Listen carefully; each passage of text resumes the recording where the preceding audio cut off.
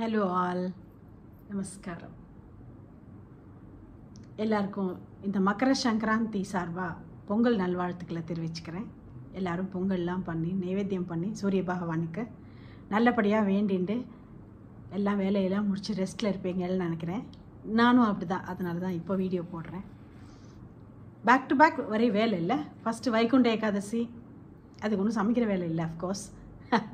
அப்புறம் திருவாதிரை, ஆருத்ரா தரிசனம், அப்புறம் போகி, அதே நாளில் பொங்கல், நாளைக்கு கணு வைக்கணும், கணுப்பொடி, அப்புறம் கலந்த சாதம். இந்த தடவை நான் பண்ணல, என்னோட எங்கிட்ட முன்னாடி வேலை பார்த்த ஒரு டீச்சர், அவள் அம்மா பண்ணுறா. அவள் டீச்சர், அவள் அம்மாங்கிறத தாண்டி ஒரு அக்கா மாதிரின்னு வச்சுக்கோங்களேன்.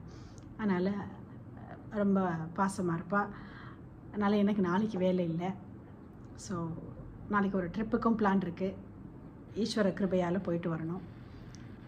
எல்லோரும் அதே மாதிரி இந்த பொங்கல் ஹாலிடேஸில் மோஸ்ட் மெமரபிள் ஹாலிடேவாக ஆக்கிண்டு சந்தோஷமாக இருக்கணும்னு பகவானை வேண்டிக்கிறேன். சூரிய பகவானை நம்ம எல்லோரும் எல்லாத்துக்கும் நிறைய நன்றி சொல்கிறது, வேண்டிக்கிறது எல்லாம் பண்ணுறோம்.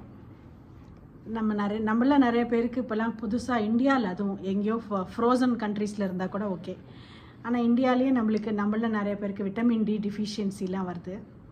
அதனால் நான் என்ன நினச்சிட்டேன்னாக்கா, இன்க்ளூடிங் மீ, இன்றைக்கி ஒரு நாளைக்கு சூரியனை பார்த்து நமஸ்காரம் பண்ணாமல் எவ்ரிடே ஒரு 5 minutes அது காலங்காத்தால் அவரோட ஒரு நமஸ்காரத்தை பண்ணி, சூரிய நமஸ்காரம் பண்ணி அவரை வணங்கின்னு வந்தாக்கா எதுக்கு மாத்திரை மருந்தெல்லாம் தானே சரியாயிடும் அப்படின்னு.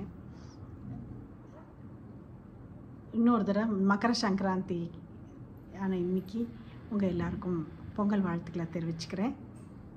நமஸ்காரம்.